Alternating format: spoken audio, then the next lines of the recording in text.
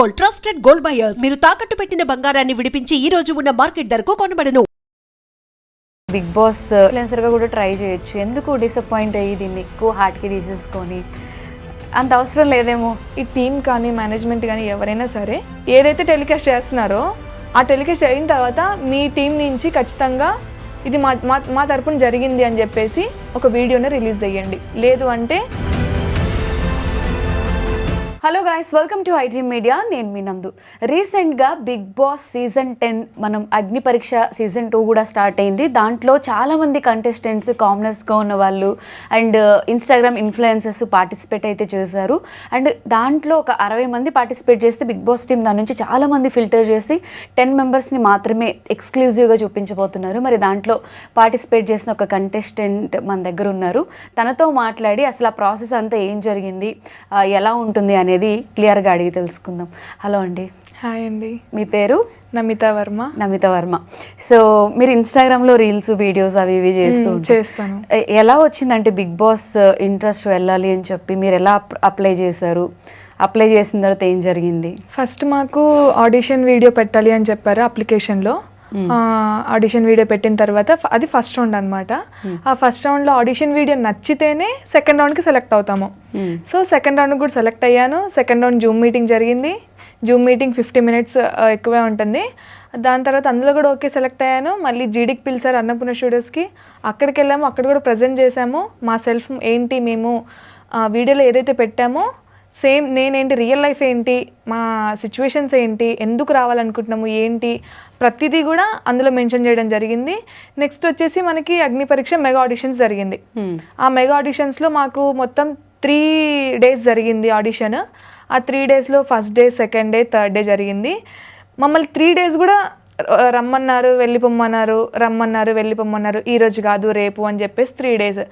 Last day రోజు మాది time వచ్చింది. లాస్ట్ డే రోజు ఆఫ్టర్ 6:30, 7:30.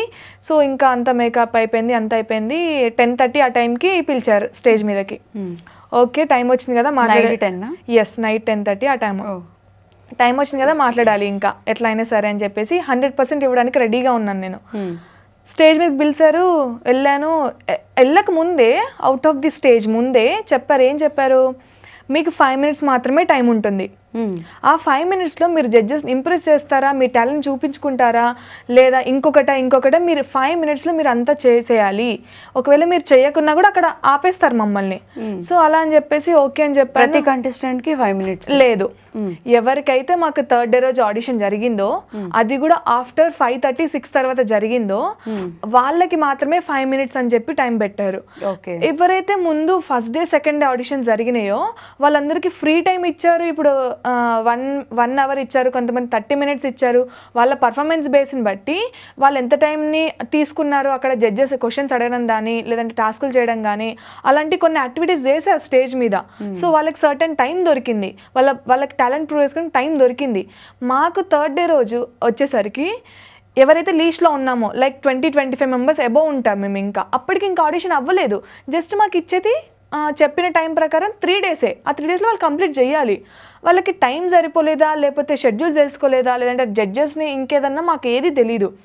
మా టైం వచ్చే వరకు మీకు 5 minutes టైం ఇస్తున్నాము, మీరు ఈ 5 minutesలో మీరు ఫినిష్ చేసేయాలి, మేము చెప్పింది మీరు చెయ్యాలి అని చెప్పేసి మాకు స్టేజ్కి వెళ్ళే ముందు ఒక రూమ్లో కూర్చోబెట్టి ప్రిపేర్ చేసి పంపించారు.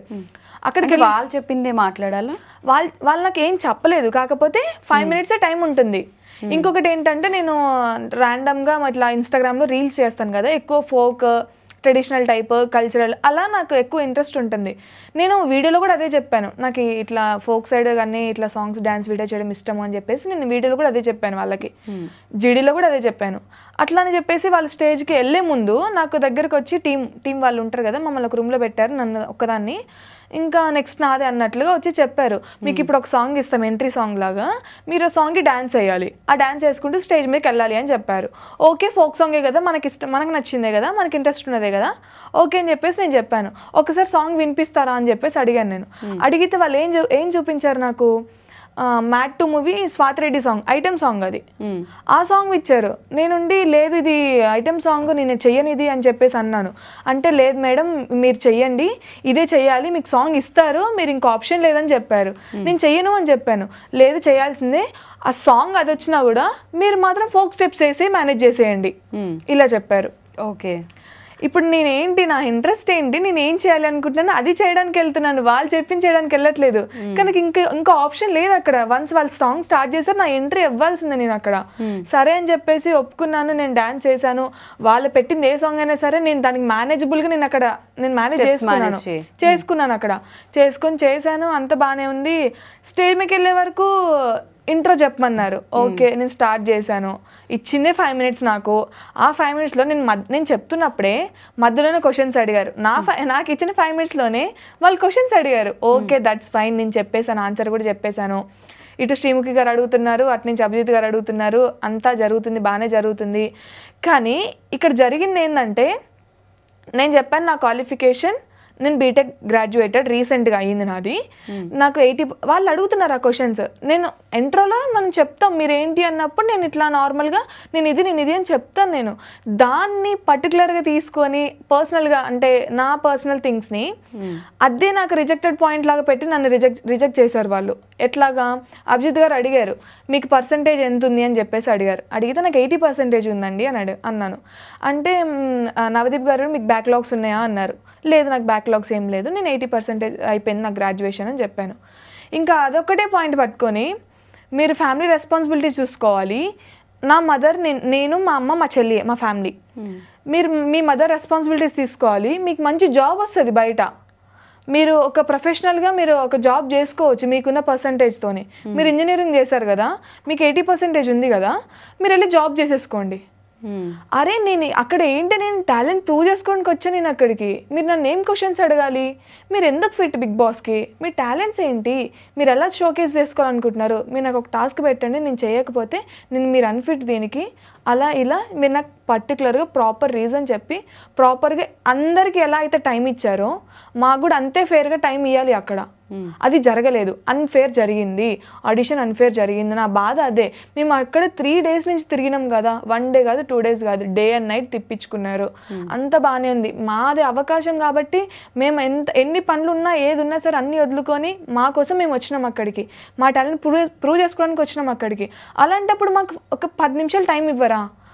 ఎవరికైతే ముందు ఫస్ట్ డే సెకండ్ డే జరిగిన ఆడిషన్స్లో ఎంతైతే టైం ఇచ్చారో మాకు కూడా అంతే ఇవ్వచ్చు కదా.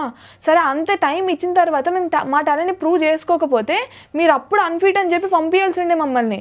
మేము అప్పుడు ఎట్లాంటి నేను ఆర్గ్యుమెంట్ చేసేదాన్ని కాదు, అలాంటి పాయింట్స్ రేజ్ చేసేదాన్ని కాదు. ఈరోజు ఇక్కడ నేను చెప్పాల్సిన అవసరం ఉండేది కాదు. నేను ఎందుకు చెప్తున్నాను, ఈరోజు నాకు అన్ఫేర్ జరిగింది, నాకు ఒక్కదానికి కాదు, ఎవరైతే ఆ రోజు థర్డ్ డే రోజు జరిగిందో ఆడిషన్ 6:30 తర్వాత 7 తర్వాత ఎవరికైతే అయ్యిందో ప్రతి ఒక్కరికి కూడా రెడ్స్ ఇచ్చి పంపించారండి. ఫస్ట్ డే రోజు 15 members కూడా అవ్వని ఆడిషన్ అక్కడ ఆ 2-3 hours ఏదైతే థర్డ్ డే రోజు జరిగిందో 2-3 hours 20 members అయిపోయింది. 2-3 hours ఎట్లా అయిపోయింది అంటే టైం లేక ఫాస్ట్ గా చేసి. ఎస్, అవును, మీకు టైం లేకపోతే మీరు నెక్స్ట్ డే షెడ్యూల్ చేసుకోండి. లేదంటే జడ్జెస్ ఏమంటారు టైడ్ అయి ఉన్నారా, లేకపోతే ఏదన్నా అయ్యి ఉంటే మీరు షెడ్యూల్ చేసుకోండి. మేము 3 days వచ్చిన వాళ్ళు ఇంకో రోజు రాలేమా మా టాలెంట్ ప్రూవ్ చేసుకోవడానికి, మేము అందులో సర్వైవ్ అవ్వడానికి? ఫిజికల్లీ ఫిట్ ఉన్నారా, మెంటలీ ఫిట్ ఉన్నారా, ఇలాంటి క్వశ్చన్స్ అడగాలి మమ్మల్ని. అలాంటి క్వశ్చన్స్ అడగలేదు. నేను ఏదైతే నా ఇంట్రో చెప్పానో, నా ఫ్యామిలీ గురించి చెప్పానో, దాన్ని ఆ రీజన్స్ ఇచ్చేసి నాకు మీరు రిజెక్టెడ్. మీరు 3 members జడ్జెస్ ఉన్నప్పుడు శ్రీముఖి గారితో కలిపి 4 members ఉన్నారు కదా. మీరందరూ కూడా మీ పర్స్పెక్టివ్స్లో, ఇప్పుడు నవదీప్ గారు ఎంటర్టైన్మెంట్ పరంగా, అభిజిత్ గారు మెంటలీ, బిన్నుమాది గారు స్ట్రాంగ్ లేడీ. సో అలా ఒక పర్స్పెక్టివ్స్లో మీరు మాకు ఎట్లాంటి జడ్జిమెంట్ ఇవ్వాలి, మీదేంటి?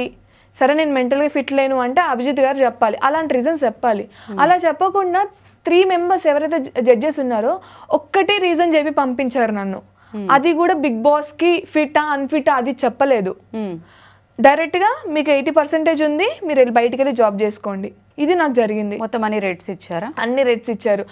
అది కూడా ఇప్పుడు నాకు ఇచ్చిన టైంలో సగం టైం వాళ్ళు తీసుకున్నారు. ఏదో టాస్క్ లాగా పెడదామని ట్రై చేశారు, బట్ అది ఫెయిల్ అయింది అక్కడ. ఎందుకంటే వాళ్ళకి ఇన్స్ట్రక్షన్స్ సరిగ్గా అవ్వలేదు.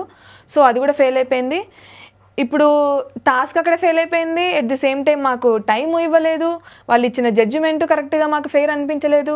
దీని తర్వాత కూడా మాకు ఒక రూమ్లో కెమెరా పెట్టేసి మళ్ళీ క్వశ్చన్స్ అడిగారు. అదే ఈ ఆడిషన్ అయిన తర్వాత ఒక రూమ్లోకి పిలిచి మళ్ళీ పెట్టారు. వాళ్ళు అడిగారు మమ్మల్ని క్వశ్చన్స్, మీకు ఎలా అనిపించింది, జడ్జెస్ డెసిషన్ ఏంటి, మీకు ఎలా ఫీల్ అవుతున్నారు అని చెప్పి. నేను చెప్పేసాను డైరెక్ట్గా, నాకు అన్ఫేర్ అనిపించింది. మీరు మమ్మల్ని ప్రాపర్గా ఆడిషన్ చేసి ఉంటే నా నుంచి ఇంకెక్కువ ఇన్ఫర్మేషన్ తీసుకునే వాళ్ళేమో, నాకు ఇంకెక్కువ టైం దొరికితే నేను ఇంకెక్కువ పర్ఫామ్ చేసేదాన్నేమో. అసలు నా క్వాలిటీస్ ఏంటి, నేనేంటి, మీ స్ట్రెంగ్త్ ఏంటి, మీ వీక్నెస్ ఏంటి, మీరు ఎలా ఆడగలుగుతారు, లేకపోతే మీరు ఏదైనా నామినేషన్స్ ఇస్తే మీరు ఎట్లా దాన్ని ఫేస్ చేశారు, ఇలాంటి క్వశ్చన్స్ ఏది అడగలేదు మమ్మల్ని, ఎక్సెప్ట్గా ఆ థర్డ్ డే రోజు జరిగిన ఆడిషన్స్ని. ఇది జరిగింది. దాని తర్వాత మీకు కాల్ చేయడం, మీరు మాట్లాడడం ఏం జరగలేదు? లేదండి, వాళ్ళు మాకేం కాల్ చేయలేదు. దాని తర్వాత డైరెక్ట్గా పంపించేశారు. 11:30 ఆ టైంలో మేము ఇంటికి వెళ్ళిపోయాం. మా తర్వాత జరిగిన వాళ్ళకి కూడా ఆల్మోస్ట్ అందరికీ రెడ్స్ ఇచ్చారు. అంటే మేము ఏమనుకోవాలి, లైక్ ప్రాపర్ రీజన్ లేకుండా అందరికీ రెడ్స్ ఇచ్చారు. ప్రాపర్ రీజన్, పర్సనల్ రీజన్స్ చెప్పారు. లైక్ మేము ఏదైతే ఇంట్రోలో చెప్పామో ఆ ఇంట్రోలోనే ఏదో ఒక పాయింట్ లాగేసి ఇది ఇలాగా అని చెప్పేసి దాన్నే రీజన్గా చెప్పి పంపించేశారు. నేను జడ్జెస్ని ఏమంటలేను, ఎవరిని ఏమంటలేను, నాకు జరిగింది అన్ఫేర్. ఇఫ్ మీరు రీఆడిషన్ పెట్టాలి అనుకుంటే పెట్టండి. నేను అదే అడుగుతున్నాను. మీరు జడ్జిమెంట్ ఇచ్చింది మీ మనస్ఫూర్తిగా మీకు ఎంతవరకు కరెక్ట్ అనిపిస్తుంది? ఒకవేళ అది టెలికాస్ట్ చేస్తారో లేదో కూడా మాకు తెలీదు. మాకు ఇప్పుడు అన్ని రోజులు మేము టైం వేస్ట్ చేసుకుని వచ్చాము అక్కడికి. ఇంకా నేను కాకుండా జాబ్లో వదిలేసుకుని వచ్చిన వాళ్ళు కూడా ఉన్నారు అక్కడికి. దానికోసం పర్టికులర్గా షో కోసము మేము అందులో సర్వైవ్ అవ్వగలము, మా టాలెంట్ మేము షోకేస్ చేసుకోగలము, మాకు ఫ్యూచర్ ఉంటుంది అని చెప్పేసి అక్కడికి వచ్చిన వాళ్ళు ఉన్నారు. వాళ్ళందరికీ కూడా అన్యాయం జరిగినట్టే కదా ఇప్పుడు ముందు ఎలాగైతే ఆడిషన్ జరిగిందో అలాగే మాకు కూడా జరగండి. మేము ఇంత ఫైర్ అవ్వాల్సిన అవసరం లేదు, ఇలా చెప్పాల్సిన అవసరం కూడా లేదు. మాకు జరిగింది ఇది, మేము క్వశ్చన్ రైజ్ చేస్తున్నాము. ఇప్పుడు 3 days నుంచి కూడా ఇదే జరుగుతుంది. మాకు అన్ఫేర్ జరిగింది, చాలా మందికి అన్ఫేర్ జరిగింది, మా టాలెంట్ ప్రూవ్ చేసుకుని మాకు టైం ఇవ్వలేదు. మళ్ళీ reaudition you are expecting? Yes, I'm expecting reaudition. లేదు అంటే రీఆడిషన్ జరగదు అంటే అపాలజీస్ అనే చెప్పండి. మేము ఇలా మేము మా వల్లనే, అంటే టీమ్ మేనేజ్మెంటా ఎవరు అదర్ మాకేం తెలీదు, ఎవరు దాన్ని చేస్తున్నారు ఏంటి మాకేం తెలీదు. లేదు మేము మళ్ళీ రీఆడిషన్ పెట్టలేము అంటే మాకు అన్యాయం జరిగింది. రేపు ఒకవేళ మళ్ళీ మీరు షో మళ్ళీ నెక్స్ట్ ఇయర్ చేయొచ్చేమో, అక్కడ కూడా ఇప్పుడు మీరు సేమ్ ఇట్లానే ప్రాసెస్ చేసేసి నెక్స్ట్ వాళ్ళకు కూడా ఇట్లానే చేసేస్తే మాకు జరిగిన అన్యాయమే వాళ్ళకు కూడా జరుగుతుంది కదా.